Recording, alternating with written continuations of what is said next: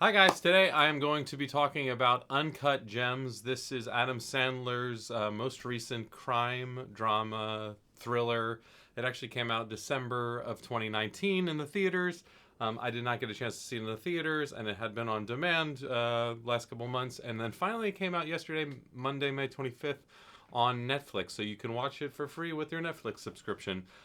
I'd already seen kind of posts about this, about Adam Sandler's. This is a breakthrough role for him, just kind of the career defining performance for this. I'm not all that unfamiliar with Adam Sandler as a dramatic actor. Punch Drunk Love by Paul Thomas Anderson. He was excellent in that, and nor am I all that like surprised when really great comedic actors, which I'm not even so sure Adam Sandler is a great comedic actor, but he is a pretty darn good actor. But I'm not surprised when great comedic actors transfer over into, solid dramatic acting. It's kind of like, you should give him a lot of credit, but it's a little bit like if a really great athlete goes to another sport. If a basketball player goes and plays soccer, some of those skills would transfer over anyway. So it is cool to see him in this role. This movie. I've got a lot of like mixed feelings about this film. This is done by the Safdie brothers. They did another kind of neo noir thriller a couple years ago called Good Times. I couldn't get through that film, but this movie is pretty much it's uncomfortable from the very beginning. The basics, I'm not going to go spoilers on this, but the basics of it, it starts off and it's in Africa in like 2010, and they find this rare rock, this rare gem, and then the camera kind of pans in through looking through this gem into a surgical procedure looking at Adam Sandler's character's colon, and then we pull out of that, and then now we're introduced to Adam Sandler's character, Howard Ratner, which is actually fictional, but this whole thing does really feel like real life.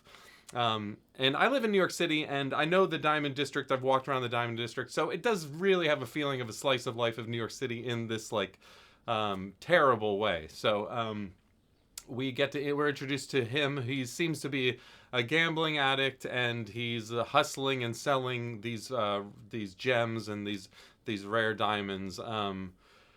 He's basically a completely despicable human being from the very beginning.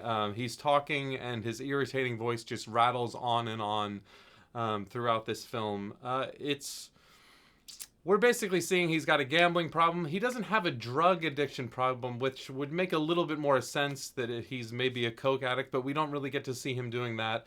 He works in the Diamond District, and he's got this shop, and he's having an affair with Julia Fox's character, who's named Julia. And he has two young boys, and his wife is played by Indina Menzel, and they're kind of all barely keeping it together. It looks like they're going to announce to the boys in the next couple of months that they're getting a divorce. So everything is kind of unraveling for this guy. We see him, he's got gambling debts all across town, and then there's some rough guys coming around collecting on him, threatening him as he's getting a little bit of money and then pawning it into other things. Basically, this whole film just follows him making worse and worse choices. There's really not much of an arc to this character at all. It's just him talking incessantly. The score for this film is Daniel Lopatin. It's an electric score with vocal samples. I had to kept checking my computer to see that I wasn't playing some sort of other instrument while this was going. I have some analog synths here, as you can see, and I've got some keyboard settings. And so I was figuring maybe some of my shit is playing while this movie's going on, because this score doesn't match at all to what's going on in the frickin' movie. It's completely chaotic and wild. It has these like operatic vocal samples with that type of synthesizer lead. It's like this, like the music itself is kind of cool. It just doesn't fit the setting absolutely at all.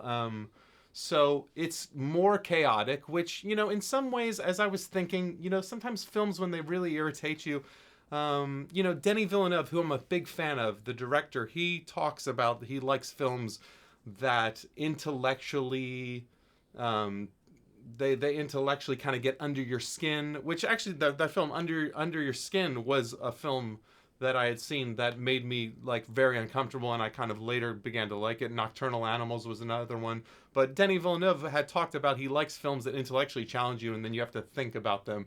So this film does kind of do that to you. I don't know if I would recommend this. I don't. It's a super uncomfortable feeling. You're watching a guy. It's not a real. It's not like a real true story, but this guy does not deserve to have a movie made about him. He's a terrible human being. Everything that happens in his life is his own fault.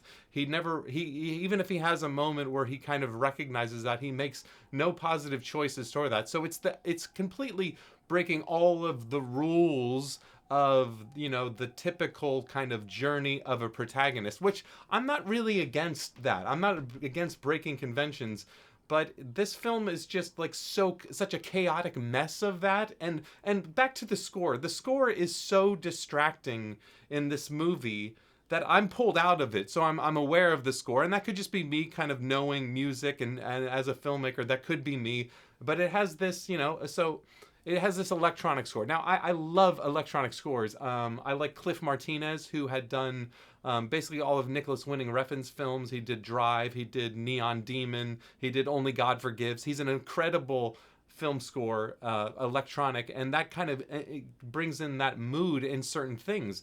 Also, Trent Reznor's work with with Gone Girl was another thing that was that really highlighted this mood in an incredible way. And this score was just like slapped in there, and it didn't it. My best friend's a composer, and he talks about the film score should be the handrail, emotional handrail to the movie. And this was, just advancing more of the chaos of this film. But it's, it's a tone poem from hell, is what this movie is. It's so uncomfortable. It's 2 hours and 12 minutes of just being stuck around this character. And Dina Menzel at one point says, "You are the most irritating person to be around." And that's basically how we feel about Adam Sandler's character. I don't know that I would recommend this. I do think that the Safdie brothers have some skill. I think that this is one of those films that I would love to have someone convince me of what this did for them. It was uncomfortable, and I'm not saying that a film has to be comfortable at all. I'm simply saying that I'm really glad I didn't pay for this movie. I'm glad that this was free on Netflix, because if you go and you pay and you get the popcorn and you sit down and you watch a movie like this, it's like, I'm not expecting it to be just entertainment. I don't want just entertainment. I don't mind being challenged a little bit, but this was just being stuck with a terrible person that you just don't want to be around. And so back to this idea of an unlikable character. It's not like you have to have a character who has good traits. That they can have a want, and they can have they can have a desire, and but have them kind of like have some sort of realization. They don't necessarily even have to arc, but giving them some reason that you can root for them rather than you're just with them. So it's just like you're supposed to somehow get Stockholm syndrome with hanging out with Adam Sandler's character for an hour and 2 hours, over 2 hours of this. So I guess I'm not going to recommend this movie. Don't watch this movie. Unless you want to talk about this movie, then please go watch this movie and let's discuss this movie. I'm going to give it a D. It's a D. I don't know. I'll see whatever these guys come up with next, but for free. I'm not going to pay to see these movies, okay? Anyway, I'm hoping I get to see something. I'm hoping the next review is going to be something I'm a little more excited about. So I'll talk to you guys later.